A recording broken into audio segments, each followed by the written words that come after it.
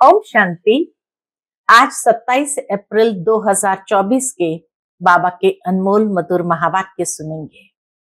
आज की मुरली में बाबा हम बच्चों को विकल्प जीत कैसे बनना है उसकी विधि बताते हैं। बाबा कहे, कोई भी विकल्प मन के अंदर तब आता है जब हमारी दैहिक दृष्टि होती है। इसीलिए स्वयं को भी आत्मा समझो और दूसरों को भी भ्रुकुटी में आत्मा भाई के रूप में देखो। जब आत्मिक दृष्टि विकसित होगी तो उसी से ही आत्मिक वृत्ति बनेगी और आत्मिक वृत्ति होने से हमारी स्थिति बहुत श्रेष्ठ सतो प्रधान हो जाएगी और सहजता से हम विकल्पों के ऊपर विजयी हो सकते हैं। बाबा कहे, तुम बच्चे बाबा के पास आए ही हो हेल्थ, वेल्थ और हैप्पीनेस का वर्षा लेने के लिए। बाबा तुम्हें हेल्दी भी बनाते हैं योग के द्वारा, वेल्दी बनाते हैं ज्ञान के द्वारा और सदा हैप्पीनेस की स्थिति में सहजता से रह सकते हो। तो जितना हो सके बाबा को प्रेम से याद करें और पढ़ाई के ऊपर पूर्ण ध्यान दें, तो हेल्थ और वेल्थ जहां होगा वहां हैप्पीनेस सदा है ही है। सुनते हैं बाबा के आज के अनमोल मधुर महावाक्य। ओम शांति। मीठे बच्चे, तुम आए हो बाप से हेल्थ, वेल्थ, हैप्पीनेस का वर्षा लेने। ईश्वरीय मत पर चलने से ही बाप का वर्षा मिलता है। आज की मुरली से प्रश्न है, बाप ने सभी बच्चों को विकल्प जीत बनने की युक्ति कौन सी बताई है? उत्तर, विकल्प जीत बनने के लिए अपने को आत्मा समझ भाई भाई की दृष्टि से देखो। शरीर को देखने से विकल्प आते हैं, इसीलिए भ्रुकुटी में आत्मा भाई को देखो। पावन बनना है तो यह दृष्टि पक्की रखो। निरंतर पतित पावन बाप को याद करो। याद से ही कट निकलती जाएगी, खुशी का पारा चढ़ेगा और विकल्पों पर विजय प्राप्त कर लेंगे। ओम शांति। शिव भगवान वाच अपने शालिग्रामों प्रति। शिव भगवान वाच है तो जरूर शरीर होगा, तब तो वाच होगा। शिव भगवान वाच है तो जरूर शरीर होगा, तब तो वाच होगा। बोलने के लिए मुख जरूर चाहिए, तो सुनने वालों को भी कान जरूर चाहिए। आत्मा को कान, मुख चाहिए। अभी तुम बच्चों को ईश्वरीय मत मिल रही है, जिसको राम मत कहा जाता है। ईश्वरीय मत को ही राम मत कहा जाता है। दूसरे फिर है रावण मत पर। रावण मत है तो उसके अगेंस्ट में राम मत ही होगी। तो बाबा कहे, तुम बच्चे राम मत पर हो तो दूसरे फिर रावण मत पर है। ईश्वरीय मत और आसुरी मत। ईश्वरीय मत आधा कल्प चलती है। बाप ईश्वरीय मत देकर तुमको देवता बना देते हैं, फिर सतयुग त्रेता में वही मत चलती है। यहां से ही वो संस्कार ले जाते हैं, तो उसी संस्कारों के आधार पर चलते हैं जो ईश्वरीय मत पर बने हुए हैं। वहां जन्म भी थोड़े हैं क्योंकि योगी लोग हैं, और द्वापर कलयुग में है रावण मत। यहां जन्म भी बहुत है क्योंकि भोगी लोग हैं, इसलिए आयु भी कम होती है। बहुत संप्रदाय हो जाते हैं और बहुत दुखी होते हैं। राम मत वाले फिर रावण मत से मिल जाते हैं। राम मत वाले फिर द्वापर से रावण मत वालों से मिल जाते हैं। तो सारी दुनिया की रावण मत हो जाती है। फिर बाप आकर सबको राम मत देते हैं। सतयुग में है राम मत, ईश्वरीय मत, उसको कहा जाता है स्वर्ग। ईश्वरीय मत मिलने से स्वर्ग की स्थापना हो जाती है आधा कल्प के लिए। वह जब पूरी होती है तो रावण राज्य होता है, उसको कहा जाता है आसुरी मत। रावण राज्य में है आसुरी मत। अब अपने से पूछो, हम आसुरी मत से क्या करते थे, ईश्वरीय मत से क्या कर रहे हैं? आगे जैसे कि नरकवासी थे, फिर स्वर्गवासी बनते हैं शिवालय में। सतयुग त्रेता को शिवालय कहा जाता है। जिस नाम से स्थापना होती है तो जरूर उनका नाम भी रखेंगे। तो वह है शिवालय, जहां देवता रहते हैं। रचयिता बाप ही तुमको ये बातें समझा रहे हैं। क्या रचते हैं वह भी तुम बच्चे समझते हो। सारी रचना इस समय उनको बुलाती है, हे पतित पावन व हे लिबरेटर, रावण के राज्य से व दुख से छुड़ाने वाले। शिव बाबा को बुलाते ही है हे पतित पावन व हे लिबरेटर, क्योंकि वो आकर के रावण राज्य से दुखों से छुड़ाते हैं। अभी तुमको सुख का मालूम पड़ा है, तब इसको दुख समझते हो।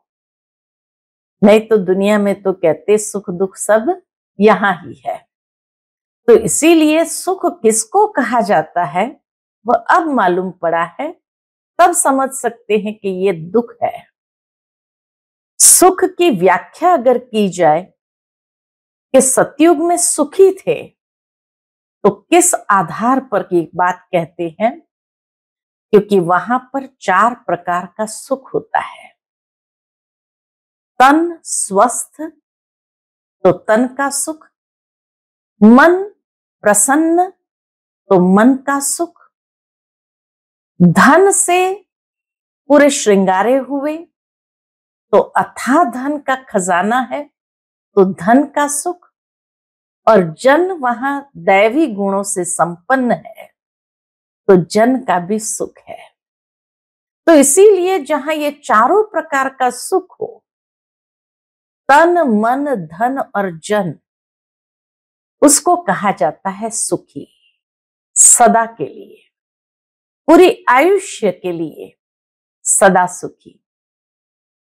और उसकी भेंट में आज की दुनिया में अगर देखा जाए तो मनुष्य दुखी है, क्योंकि ये चारों प्रकार का सुख किसी को नहीं है। दुनिया के अंदर कोई ना कोई 1 या 2 प्रकार का सुख होता है। किसी को तन स्वस्थ है, तन का सुख है, तो मन हमेशा टेंशन में रहता है, जन हमेशा परेशान करने वाले होते हैं। तो वो धन भी अगर मिला तो धन भी सुख का अनुभव नहीं कराता है। किसी को धन का सुख है तो तन का सुख नहीं है, मन का सुख नहीं है, जन का सुख नहीं है। किसी को अगर मन का सुख है तो शरीर बीमार है, धन नहीं है, और जन भी शायद ठीक न हो। और किसी को अगर जन का सुख है, रिश्तेदार अच्छे हैं, परिवार जन अच्छे हैं, तो धन की कमी होगी या मन किसी न किसी बात से दुखी होगा या तन स्वस्थ नहीं होगा। तो इसीलिए कलयुग में कोई भी 1 या 2 प्रकार का सुख मिलता है, चारों प्रकार का सुख यहां नहीं है। तो सुख की व्याख्या जहां चारों प्रकार का सुख हो, उसको कहेंगे सदा सुखी। तो सतयुग के अंदर सदा सुखी थे और कलयुग के अंदर दुखी है। तो बाबा कहे अभी तुमको सुख का मालूम पड़ा है, तब इसको दुख समझते हो कि हाँ ये दुख है, नहीं तो कई इसको दुख थोड़ी समझते हैं। जैसे बाप नॉलेजफुल है, मनुष्य सृष्टि का बीज रूप है, तुम भी नॉलेजफुल बनते हो। बीज में झाड़ की नॉलेज होती है ना, परंतु वह है जड़। अगर चैतन्य होता तो बता देता। तुम चैतन्य झाड़ के हो, इसीलिए झाड़ को भी जानते हो। बाप को कहा जाता है मनुष्य सृष्टि का बीज रूप, सत चित आनंद स्वरूप। इस झाड़ की उत्पत्ति और पालना कैसे होती है ये कोई नहीं जानते। ऐसे नहीं नया झाड़ उत्पन्न होता है, यह भी बाप ने समझाया है। पुराने झाड़ वाले मनुष्य बुलाते हैं, पुराने झाड़ वाले मनुष्य बुलाते हैं कि आकर रावण से लिबरेट करो, क्योंकि इस समय रावण राज्य है। मनुष्य तो न रचयिता को न रचना को जानते। खुद बाप बतला रहे हैं कि मैं एक ही बार हेवन बनाता हूं, हेवन के बाद फिर हेल बनता है। रावण के आने से फिर वाम मार्ग में चले जाते हैं। सतयुग में हेल्थ वेल्थ हैप्पीनेस सब है। तुम यहां आए हो बाप से वर्षा लेने, हेल्थ वेल्थ हैप्पीनेस का, क्योंकि स्वर्ग में कभी दुख होता नहीं है। तुम्हारी दिल में है कि हम कल्प कल्प पुरुषोत्तम संगम युग में पुरुषार्थ करते हैं। नाम ही कैसा अच्छा है, और कोई युग को पुरुषोत्तम थोड़ी कहते हैं। उनमें तो सीढ़ी नीचे उतरते जाते हैं, बाप को बुलाते भी हैं, समर्पण भी करते हैं, लेकिन ये मालूम नहीं रहता कि बाप कब आएगा। पुकारते तो है, ओ गॉड फादर लिबरेट करो, गाइड बनो। लिबरेटर बनेंगे तो जरूर आना पड़े, फिर गाइड बन ले जाना पड़े। बाप बच्चों को बहुत दिनों के बाद देखते हैं तो बड़ा खुश होते हैं। बाप दादा सभी बच्चों को बहुत दिनों के बाद देखते हैं, बहुत दिनों के बाद क्या, युगों के बाद देखते हैं तो बड़ा खुश होते हैं। वह है हद का बाप और यह है बेहद का बाप। बाबा क्रिएटर है, रच करके फिर उनकी पालना भी करते हैं। पुनर्जन्म तो लेना पड़ता है। किसको 10 किसको 12 बच्चे होते हैं, परंतु वह सब है हद के सुख। जो काग विष्ठा समान है, तमो प्रधान बन जाते हैं। तमो प्रधान में सुख बहुत थोड़ा है, तमो प्रधान में सुख बहुत थोड़ा है। तुम सतो प्रधान बनते हो तो बहुत सुख होता है। सतो प्रधान बनने की युक्ति बाप आकर बताते हैं।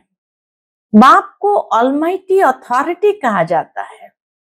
मनुष्य समझते हैं गॉड ऑलमाइटी अथॉरिटी है, तो जो चाहे सो कर सकते हैं। मरे को जिंदा कर सकते हैं।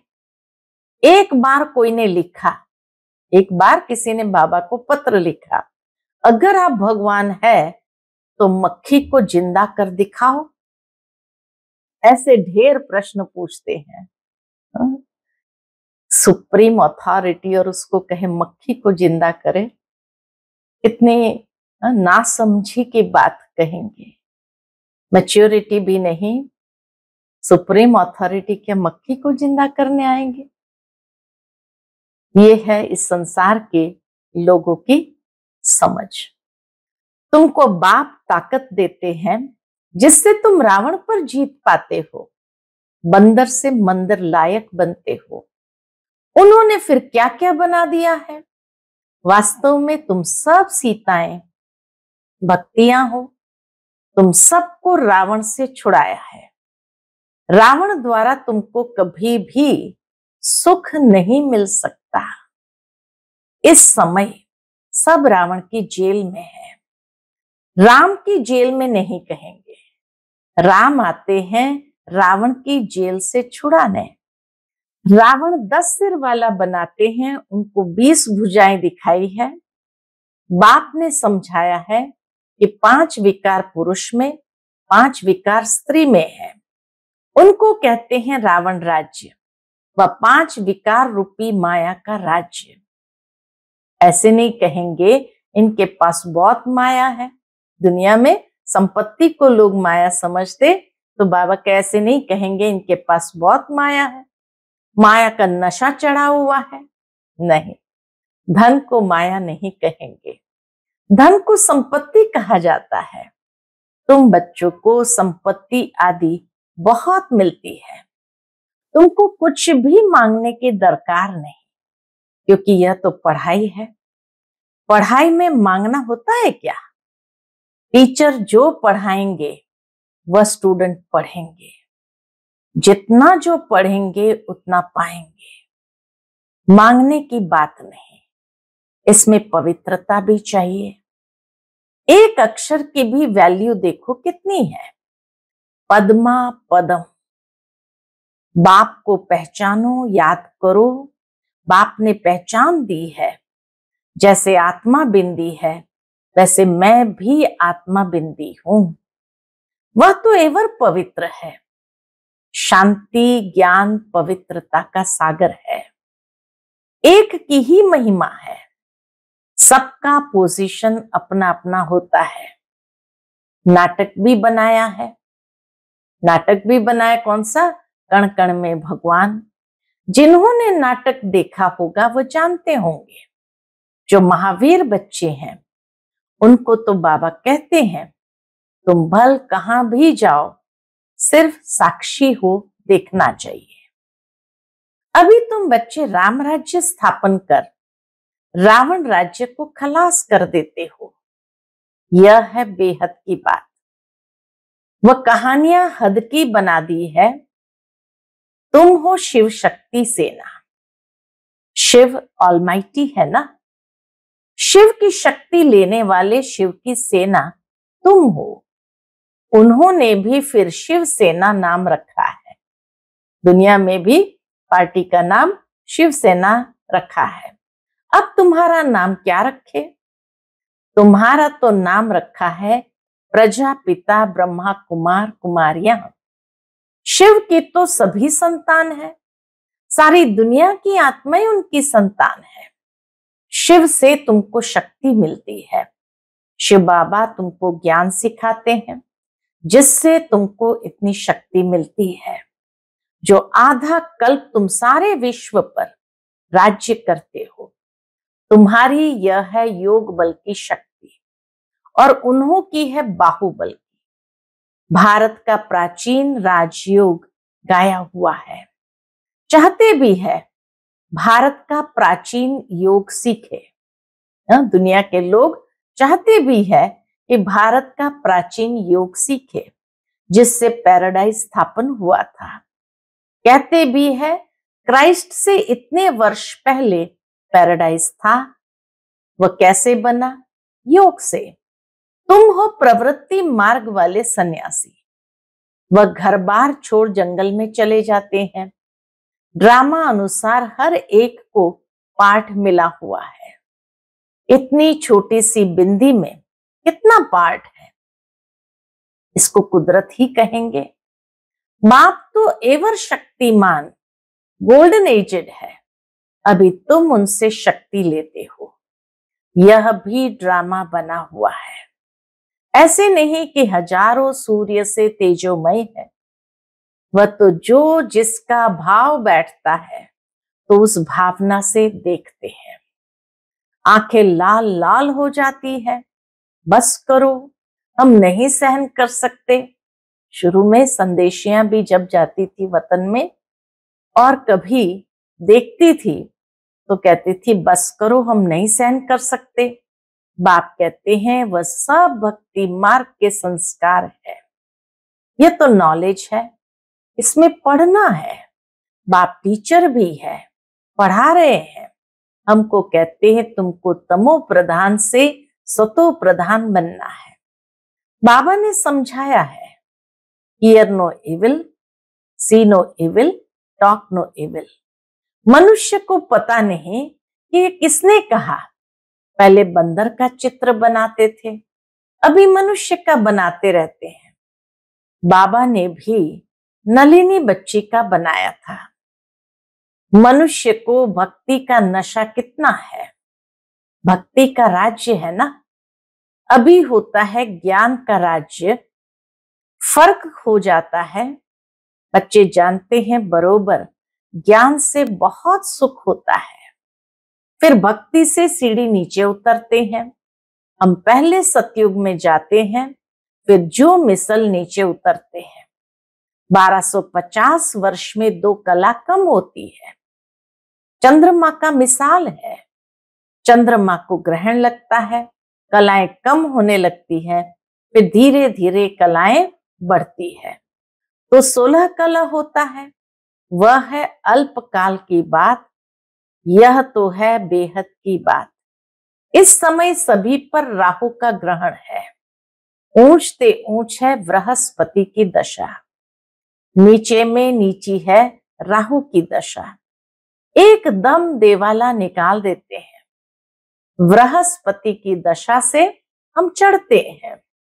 वह बेहद के बाप को जानते नहीं है।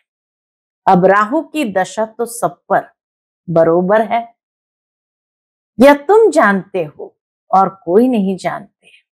राहु की दशा ही इनसॉल्वेंट बनाती है। बृहस्पति की दशा से सॉल्वेंट बनते हैं। भारत कितना सॉल्वेंट था। एक ही भारत था। सतयुग में राम राज्य पवित्र राज्य होता है, जिसकी महिमा होती है।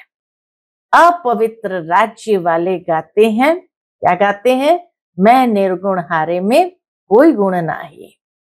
ऐसी संस्थाएं भी बनाई है, निर्गुण संस्था। अरे यह तो सारी दुनिया निर्गुण संस्था है। एक की बात थोड़ी है। बच्चे को हमेशा महात्मा कहा जाता है, तुम फिर कहते हो कोई गुण नहीं। यह तो सारी दुनिया है जिनमें कोई गुण न होने कारण राहु की दशा बैठी है। अब बाप कहते दे दान तो छूटे ग्रहण। अब जाना तो सबको है ना, देह सहित देह के सभी धर्मों को छोड़ो, अपने को आत्मनिश्चय करो।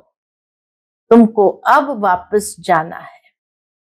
पवित्र न होने कारण वापस कोई जा न सके। अब बाप पवित्र होने की युक्ति बताते हैं। बेहद के बाप को याद करो। कई कहते हैं बाबा हम भूल जाते हैं। बाप कहते मीठे बच्चों, पतित पावन बाप को तुम भूल जाएंगे तो तुम पावन कैसे बनेंगे? विचार करो कि यह क्या कहते हो। जानवर भी कभी ऐसे नहीं कहेंगे कि हम बाप को भूल जाते हैं। तुम क्या कहते हो? मैं तुम्हारा बेहद का बाप हूं। बाबा को आश्चर्य लगता है जब बच्चे कहते बाबा हम आपको भूल जाते हैं, तो बाबा कहते तुम क्या कहते हो? मैं तुम्हारा बेहद का बाप हूं। तुम आए हो बेहद का वर्षा लेने। निराकार बाप साकार में आए तब तो पढ़ाए। अभी बाप ने इनमें प्रवेश किया है। यह है बाप दादा। दोनों की आत्मा इस भ्रुकुटी के बीच में है। तुम कहते हो बाप दादा, तो जरूर दोनों आत्माएं होगी, शिव बाबा और ब्रह्मा की आत्मा। तुम सब बने हो प्रजापिता ब्रह्मा कुमार कुमारियां। तुमको नॉलेज मिलती है तो जानते हो हम भाई भाई हैं। फिर प्रजापिता ब्रह्मा द्वारा हम भाई बहन बनते हैं। यह याद पक्की चाहिए। परंतु बाबा देखते हैं कि बहन भाई में भी नाम रूप की कशिश होती है। बहुतों को विकल्प आते हैं। अच्छा, शरीर देखकर विकल्प आते हैं। अब बाप कहते अपने को आत्मा समझ, भाई भाई की दृष्टि से देखो। आत्माएं सब ब्रदर्स है। ब्रदर्स है तो बाप जरूर चाहिए। सबका एक बाप है। सभी बाप को याद करते हैं। अभी बाप कहते हैं सतो प्रधान बनना है तो माम एकम याद करो। जितना याद करेंगे तो कट निकलती जाएगी, खुशी का पारा चढ़ेगा और कशिश होती रहेगी नंबरवार पुरुषार्थ अनुसार। अच्छा, मीठे मीठे सिकिलते बच्चों प्रति माता पिता बाप दादा का याद प्यार और गुड मॉर्निंग। रूहानी बाप की रूहानी बच्चों को नमस्ते। हम सभी रूहानी बच्चों की रूहानी माता पिता बाप दादा को याद प्यार, गुड मॉर्निंग और नमस्ते नमस्ते। शुक्रिया बाबा, शुक्रिया। आज की मुरली से धारणा के लिए मुख्य सार है। पहली पॉइंट, पढ़ाई पर पूरा ध्यान देकर स्वयं को संपत्तिवान बनाना है। कुछ भी मांगना नहीं है, एक बाप की याद और पवित्रता की धारणा से पद्मा पदम पति बनना है। दूसरी पॉइंट, राहु के ग्रहण से मुक्त होने के लिए विकारों का दान देना है। Hear no evil, see no evil, talk no evil. जिन बातों से सीढ़ी नीचे उतरे, निर्गुण बने, उन्हें बुद्धि से भूल जाना है। आज का बाप दादा का मधुर वरदान हम बच्चों के प्रति है। पहले आपके मंत्र द्वारा सर्व का सम्मान प्राप्त करने वाले निर्माण सुमहान भव। पहले आपके मंत्र द्वारा सर्व का सम्मान प्राप्त करने वाले निर्माण सुमहान भव। यही महामंत्र सदा याद रहे कि निर्माण ही सर्व महान है, निर्माण ही सर्व महान है। पहले आप करना ही सर्व के सम्मान प्राप्त करने का आधार है। महान बनने का यह मंत्र वरदान रूप में सदा साथ रखना। वरदानों से ही पलते उड़ते मंजिल पर पहुंचना। मेहनत तब करते हो जब वरदानों को कार्य में नहीं लगाते। अगर वरदानों से पलते रहो, वरदानों को कार्य में लगाते रहो, तो मेहनत समाप्त हो जाएगी। सदा सफलता और संतुष्टता का अनुभव करते रहेंगे, अनुभव करते रहेंगे। आज का स्लोगन है, सूरत द्वारा सेवा करने लिए अपना मुस्कुराता हुआ रमणीक और गंभीर स्वरूप इमर्ज करो। सूरत द्वारा सेवा करने के लिए अपना मुस्कुराता हुआ रमणीक और गंभीर स्वरूप इमर्ज करो। अर्थात रमणीकता और गंभीरता का बैलेंस होगा तो सहज ही मुस्कुराते रहेंगे और सूरत द्वारा भी सेवा होती रहेगी। ओम शांति।